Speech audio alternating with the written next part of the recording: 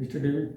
Yes, the question of the Ishta Devata, choosing one, um, is it, can you pick someone from history that has had a good life and has a good legacy that maybe isn't in there, that, maybe someone could relate to more, perhaps they come from the same culture? That is not the important point. The important point is how do you look upon that personality. It will all, the results will depend. That in Sanskrit there is a word, very significant word, that is called bhav. So your results will depend on your bhav.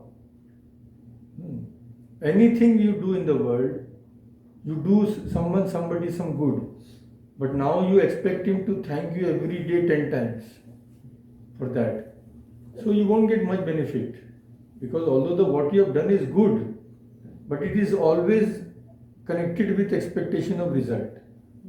But if you help somebody with no thought of return, as if you are worshipping God in that way, then that will be very much beneficial for our spiritual progress.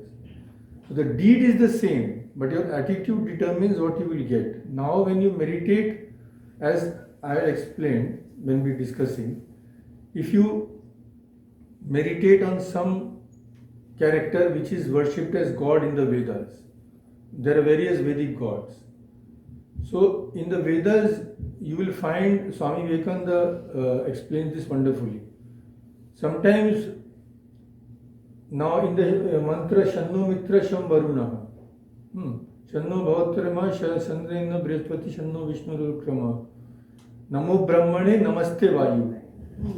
So, here Vayu is told that Vayu is Brahman itself. So here we are going from the many to the one. First he says Mitra, Varuna, all those things. Then he says Vayu, you are Brahman itself. Means what? Many gods, then one entity. So when you meditate on a particular god, how do you look upon him? That is the most important thing. That will determine whom you are worshipping. If you think of Sri Ramakrishna as a temple priest, as a human being, so nothing will be done spiritually. You think of Krishna as a coward fellow roaming about here and there. So the results will also match your attitude. But when you think of Jesus Christ, you can think of anybody as a normal person. So you won't get the benefit. But when you worship him as God, as an incarnation of God, then by thinking of him, you will be worshipping God.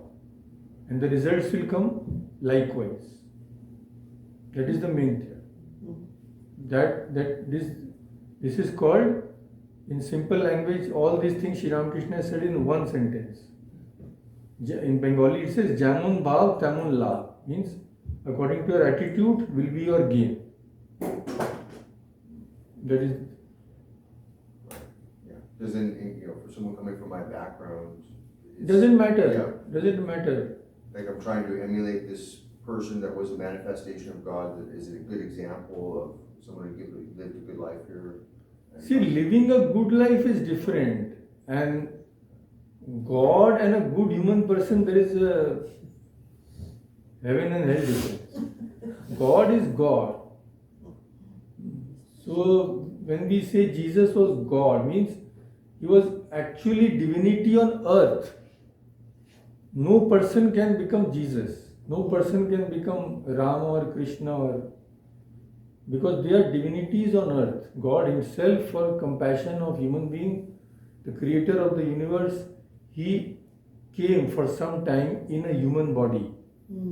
So although he looked like a human being, all the works which he did were divine. He did not born and die as we do, out of our own karma. He came as a special messenger. Those two, you cannot, no human being can replace divinities on earth. Because nobody can manifest the kind of power which God manifests when he comes.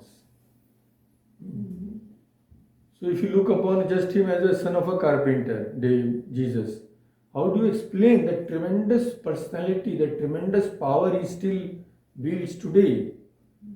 Can any human being could have done that? No. Impossible. Why is Krishna worshipped today? Why is Rama worshipped today?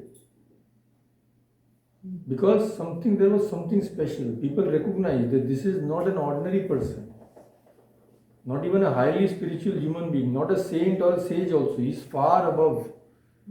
He is divinity on earth. So we can approach God only through these incarnations. Otherwise we can have no idea. And through the scriptures, when they talk about God. So we can have a little idea. With those ideas, we have to start meditation. And be aware that we are meditating on God Himself. That will give the highest result. That will slowly bring us to God. Thinking of the divine will help manifest our own divinity within. If you think of some politician or think of some bad character, do it for 10 days. Seriously, slowly, 11th day you feel that you will be becoming like him. You will start thinking like him. So if we think of God in the same way, we will also imbibe God's qualities to a certain extent. That is the aim.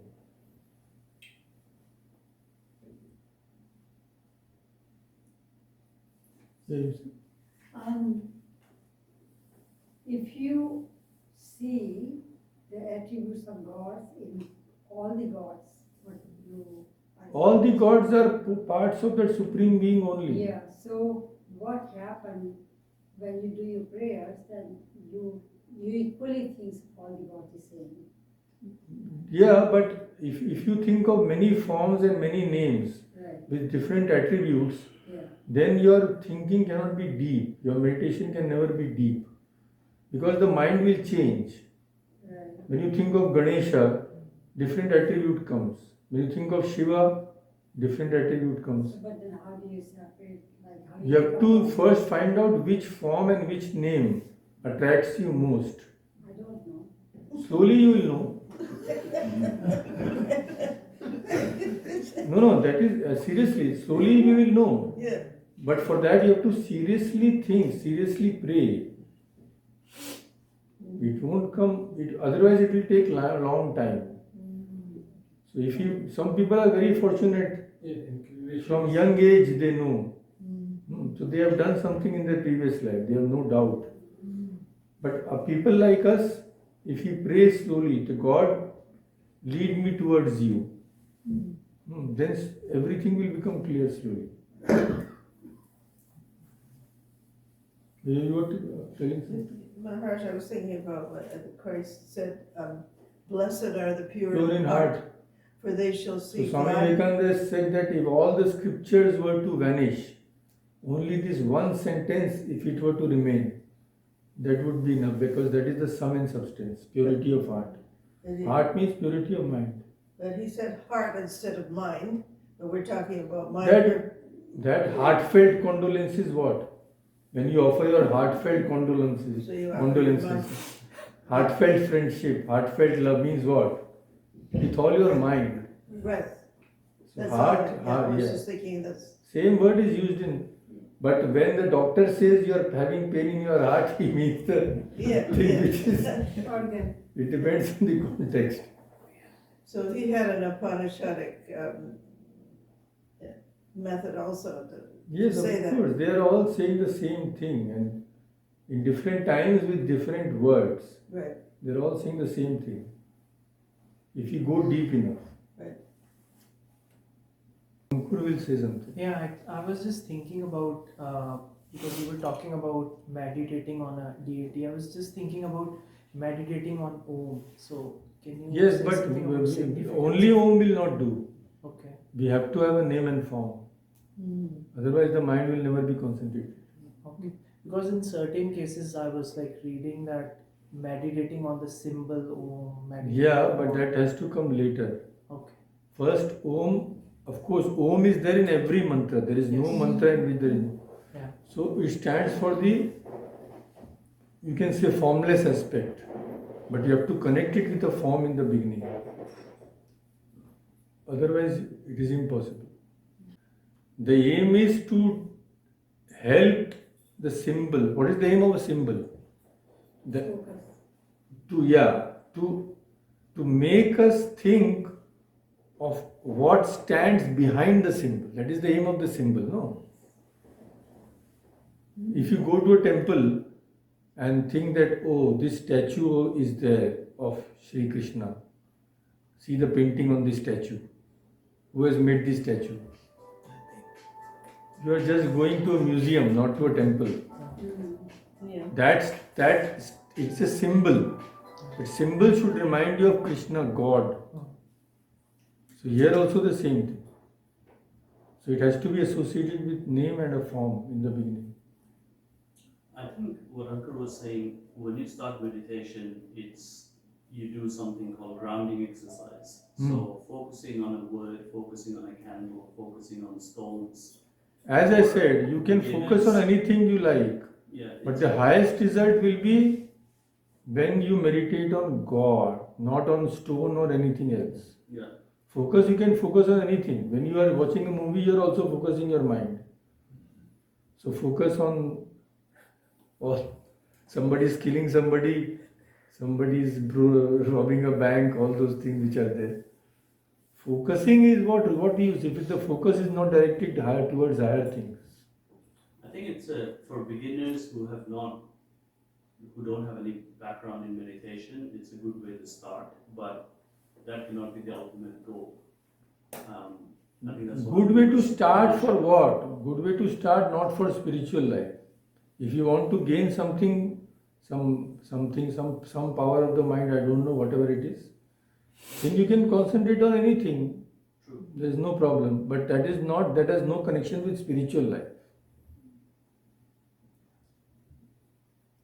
Well, when we grow up in certain type of atmosphere or something in life, like now the people who are there in North, for them the big festivals are like Dasara and all. That makes your inclination, because That helps. Everything helps. yeah, because suppose I believe in Shiva, but I don't remember till when and where I started, but it is just there. I remember the first thing I used to fast or something like that. So like no, it's All the festivals, all the religious ceremonies have only one aim in view. right. That is to direct our minds to God, the highest reality. That is the one aim. There is no other aim. So for every stage of person, we have all these things. That is the genius of the Vedanta, the Vedas. Nobody is excluded. Right from the kindergarten till the highest level, everything we will find something for us, whatever level we may be in. Something will be there. So these festivals, etc., those who don't even have inclination to read, at least they will go. They will see, okay, so many people are coming, why are they coming? They are worshipping God here, they are discussing about it, okay, let me go and see. So slowly that festival itself will pull in. That is the genius of the Vedic Dharma. It is thousands and thousands of years these great saints have thought, meditated, how to lead mankind to the highest goal. That is their only motive.